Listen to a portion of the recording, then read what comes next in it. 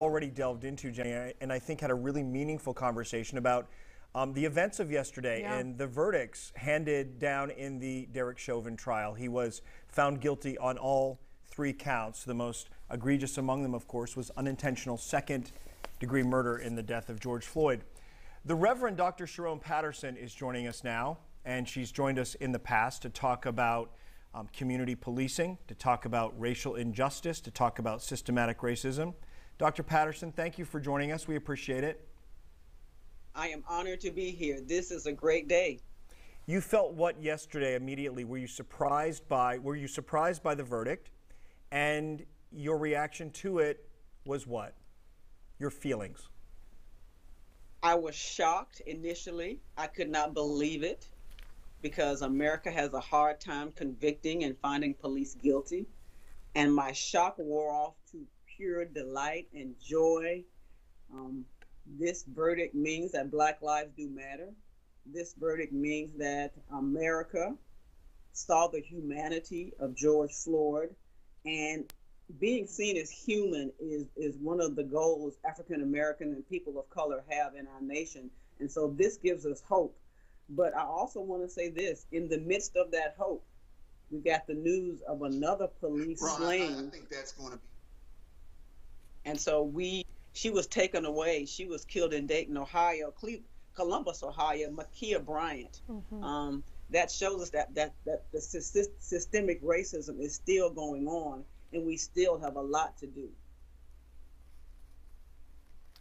Jenny? Yeah, well, and it sounded like we had that soundbite queued up, so I was trying to figure out, we had wanted to get your reaction, Reverend Patterson, to a conversation we had earlier with regard to a commentary that was put out by Pete Schulte, and Ron, I'll let you kind of lead into that since that was your conversation. Pete Schulte is a lawyer, as you know, Reverend Patterson, and also a police officer, and he feels as if justice was served yesterday. And I asked Larry Taylor if he believes that sentiment from a police officer is that of the majority of police departments across the country. And let's listen to what he had to say.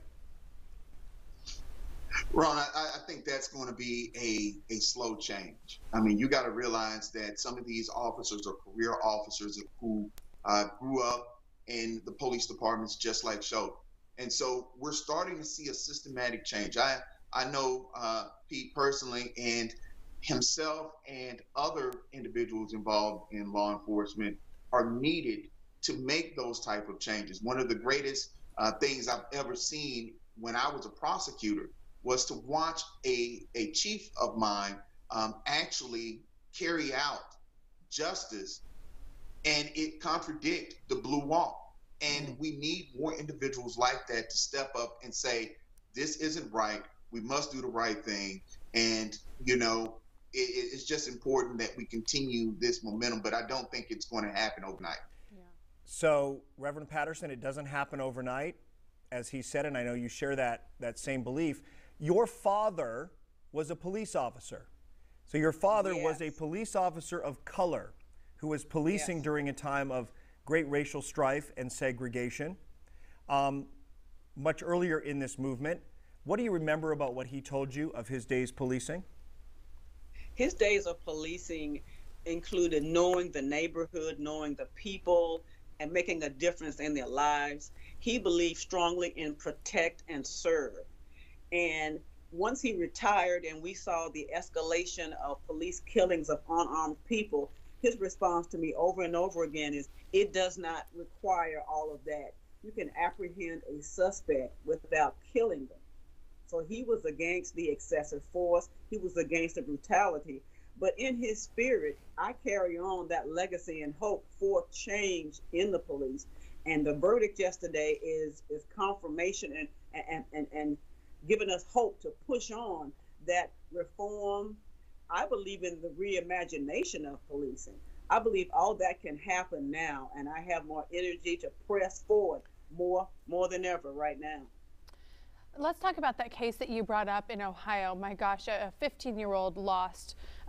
It sounds like, as it's been reported, this is something, as is always the case, we only know what we know, and we will learn more as the case continues on. But essentially, we know that there was some sort of fight, some sort of incident. Again, this young teenager, 15, possibly almost 16 years old, according to different reports that you see, had a knife and was attempting some violence, and she was shot and killed by police. And when I heard you reference that, you said, you know, this is proof. This is a black young girl that prejudice exists in the policing system. What do you say to people who say, well, that doesn't mean that this was race related. This just means she was doing something wrong and police.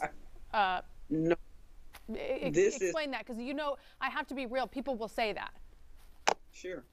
This is further proof of systemic racism. This is further proof that the police are polluted by systemic racism, because that incident of a 16-year-old girl with a knife could have been handled quite differently. They could have de-escalated the situation. There was no need to shoot and kill her. She could have been tased. There could have been a number of other options. But Jenny and Ron, what happens too much, the color of our skin is a threat. And police officers will say, I feel threatened. And it's more about the color of our skin than anything else. And so what has happened is our pigmentation has led to our criminalization, and we are killed and treated harshly by police more than any other race. And it continues to happen despite the verdict, because we must remove systemic racism from policing and make policing those who protect and serve everybody. Well, I think that the statistics bear that out in recent cases where we've seen Plano police and Dallas police decide they won't arrest anyone who has less than 2 ounces of marijuana for personal use, because the number of arrests among those who've committed the same crime are far more minority than they are of Caucasian, even though the crime is committed on an equal level. But my concern there is we don't address the root of why the arrests were happening exponentially more for minority communities than for white communities. And so therein lies the issue that needs to be addressed. And I want to ask you, Dr. Patterson, you're in the community, you're connected to your congregation, you're influential. You had hinted to me that you had something you wanted to launch at some point forward. I don't know if you feel comfortable talking about it, but can you give us a sense of where you're going with this?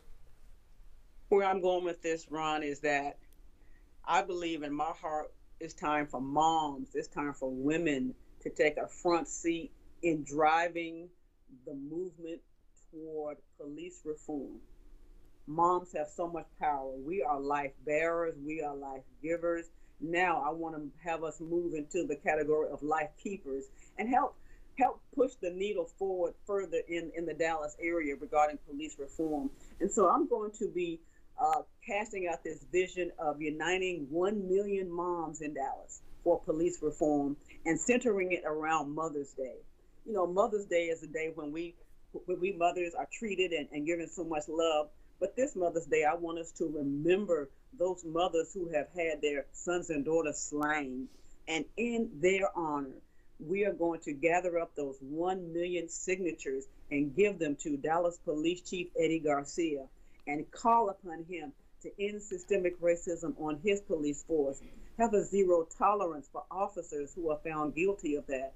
We're going to ask Eddie Garcia to do away with and lessen the force that kills, that says shoot before you ask questions. And we're also going to ask Chief Garcia to lessen the contact between armed police and civilians. Like, that means use a social worker when you're dealing with a homeless person rather than an armed police person, because too many times people of color wind up being killed. And then finally, we recognize that police reform also includes the city of Dallas. And so we're going to come for Eric Johnson, our mayor, and ask him and our city leaders to begin to push harder for affordable housing, push harder for jobs, push harder to make low-income communities full of resources, so we will have less crime and we will reduce the stressors of poverty. As you explain this, we're going to share your information, but for moms that are saying this and thinking, my gosh, I want to be a part of the 1 million, is it theparkumc.org or another avenue that they should get a hold of you through? We're going to have that posted very soon, so I don't have it just this moment, okay, because it's happening so fast, but it's coming today. Well, but they can email you right there, s.patterson@theparkumc.org. the Reverend Dr. Sherone Patterson. Thank you, and I know we have not heard the last of you as this new effort gets underway. Thank you. We'll be back in just a moment.